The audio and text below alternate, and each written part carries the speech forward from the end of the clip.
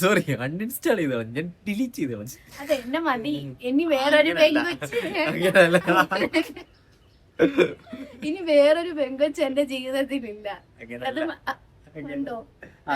അതങ്ങനല്ല.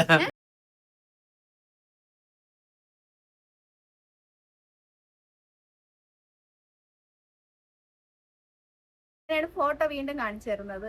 ഈ ഫോട്ടോ കണ്ടിട്ട് എനിക്ക് സത്യം പറഞ്ഞ ചേട്ടൻ ഈ കണ്ണാടിയൊക്കെ വെച്ചിട്ട് ഒരുമാതിരി ഫോട്ടോ കൊടുത്തിരിക്കുകയാണ്. സൂപ്പർ ഫോട്ടോ ആയിരുന്നു. അപ്പം പറഞ്ഞ എനിക്ക് വേണ്ടമ്മ ഇത് നടക്കുന്നില്ല, ദൂരെ കൂടുതലും ഉണ്ട് കേട്ടോ. അങ്ങനെ വേണ്ടാന്ന് പറഞ്ഞിരുന്നു. എന്നിട്ടും ഒരു നമ്മള് ഓക്കെ വേറെ വല്ല ഫോട്ടോ ഉണ്ടോ നമുക്ക് അറിയത്തില്ലല്ലോ. ഒരു ഫോട്ടോയിൽ തന്നെ ഒരാളെ വിധി എഴുതാൻ പറ്റത്തില്ലല്ലോ. അതുകൊണ്ട് ഞാൻ വീണ്ടും അതേപോലത്തെ കണ്ണാടി വെച്ച കൊറേ കണ്ണാടി മാത്രമേ ഉള്ളൂ. കണ്ണാടി ഇല്ലാത്ത ഒരു ഫോട്ടോ ഞാൻ ചോദിച്ചു. പിന്നെ അമ്മ ഏതൊരു ഫോട്ടോ തന്നു. അപ്പൊ ഞാൻ പറഞ്ഞു ശരി നമുക്കൊന്ന് സംസാരിക്കാം.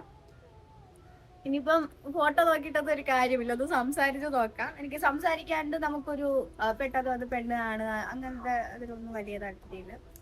അപ്പോൾ എനിക്ക് ആളെ മനസ്സിലാക്കണം, അല്ലാണ്ട് ചുമ്മാ പോയി കെട്ടാനൊന്നും പറ്റിയൊന്നുമില്ല. അതുകൊണ്ട് അമ്മയോട് ഞാൻ ഇങ്ങനെ പറഞ്ഞു. അപ്പൊ അമ്മ ഇങ്ങനെ ബിന്ദു അമ്മയോട് പറഞ്ഞു.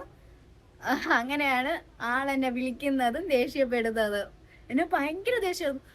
ഇതാരാ വിളിക്കും, ഇത് മാട്രിമോണി ആ കൊച്ചല്ലേ, എന്താ എന്നോട് സംസാരിക്കാനുള്ളത്? നല്ല ദേഷ്യത്തിൽ എന്ന് വെച്ചാ വീട്ടിലുള്ളവരോടുള്ള ദേഷ്യം എന്റെ അടുത്ത് തീർത്തു. സംഭവം ചേട്ടൻ വിചാരിച്ചത് ഈ കല്യാണം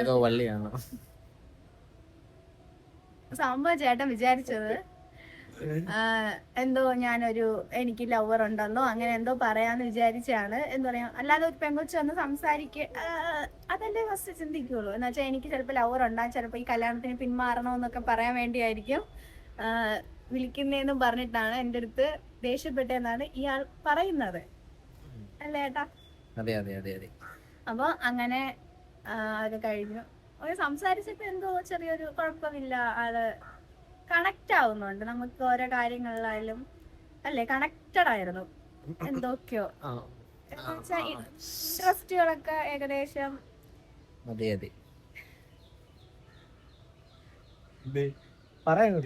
ഇൻട്രസ്റ്റുകളൊക്കെ ഇത് പെയിലടിച്ച് ഞാൻ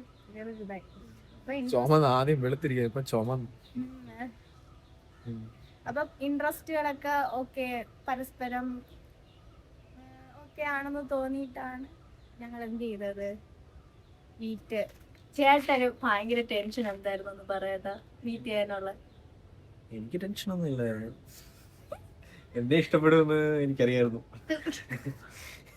ഇവിടെ എനിക്ക് ഇഷ്ടപ്പെടുമെന്നുള്ളൊരു ടെൻഷനായിരുന്നു. എന്നെ റിജക്ട് ചെയ്യാനായിട്ട് പിന്നെ പ്രത്യേകിച്ച് കാരണങ്ങളൊന്നും ഇല്ലല്ലോ. അതായിരുന്നു സംഭവം. എനിക്കെന്തിനാ ടെൻഷൻ? ഇതൊക്കെ തന്നെ ടെൻഷൻ. എനിക്ക് നിന്നെ ഇഷ്ടപ്പെടുമെന്നുള്ളൊരു ടെൻഷൻ. തമാശ അതാണ് എനിക്ക്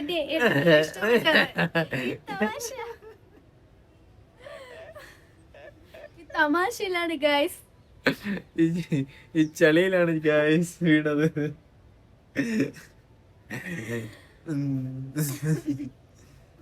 സംഭവം നമ്മൾ രണ്ടുപേരും കൂടെ ഇങ്ങനെ സംസാരിച്ചോണ്ടിരുന്ന ഒന്നെങ്കിൽ ഈ ഒരു രീതിക്ക് പോവും. ഇപ്പൊ കണ്ടില്ലേ, ഈ ഒരു രീതിക്ക് പോവും. അങ്ങോട്ടും ഇങ്ങോട്ടും ഒരു ബോറില്ലാണ്ട് അടിപൊളി ജീവിച്ചു. അപ്പൊ ഇതൊക്കെയാണ് നമ്മുടെ കണ്ടുമുട്ടലും മാട്രിമോണി സ്റ്റോറിയും.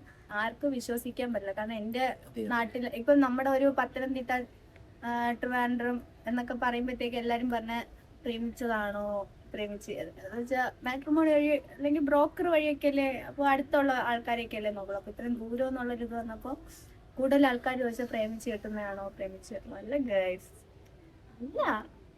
ഇദ്ദേഹത്തിന് ഞാൻ ആദ്യമായിട്ട് കാണുന്നത് മാട്രിമോണി വഴിയാണ്. മാട്രിമോണിയാണ് ഞങ്ങളുടെ ജീവിതത്തിലെ വഴികാട്ടി. അതിനെ ഞാൻ നോക്കിക്കോ. അതോടെ ഞാൻ അൺഇൻസ്റ്റാൾ ചെയ്തോളാം, ഞാൻ ഡിലീറ്റ് ചെയ്തോളാം. അതെ, എന്നെ മതി. ഇനി വേറൊരു പെങ്കൊച്ച് ഇനി വേറൊരു പെങ്കൊച്ച് എന്റെ ജീവിതത്തിലില്ല. അത് ഉണ്ടോ? അതങ്ങനല്ല മാട്രിമോണി ഡിലീറ്റ് ചെയ്തത്. ഇനി എന്നെ അല്ലാതെ വേറെ നോക്കണ്ട എന്നുള്ള ഒറ്റ തീരുമാനം കൊണ്ട് മാട്രിമോണി വരെ ഡിലീറ്റ് ചെയ്ത്. എനിക്കുണ്ട് കേട്ടോ ഇപ്പോഴും മാട്രിമോണി ഡിലീറ്റ് ചെയ്യാൻ നമ്പർ പോയി. എന്തോ ഒരു സ്പെല്ലിംഗ് മിസ്റ്റേക്ക് പോലെ ലോഗിൻ ചെയ്യാൻ പറ്റും. എന്തൊക്കെയോ ഒരു സ്പെല്ലിംഗ് മിസ്റ്റേക്ക് പോലെ. അപ്പൊ അതാണ് ഗൈസ് നമ്മുടെ എവിടെയോ എന്തെയോ ഒരു തകരാറ് പോലെ. അപ്പൊ ഗൈസ് അപ്പൊ ഇത് ഇത്രയേ ഉള്ളൂ ഇന്നത്തെ വീഡിയോ. അപ്പൊ എല്ലാവർക്കും നമ്മുടെ മീറ്റപ്പ് ഇഷ്ടപ്പെട്ടെന്ന് വിചാരിക്കുന്നു. അപ്പോ അടുത്ത വീഡിയോയിൽ കാണുന്നവരെ സൈനിങ് ഓഫ്.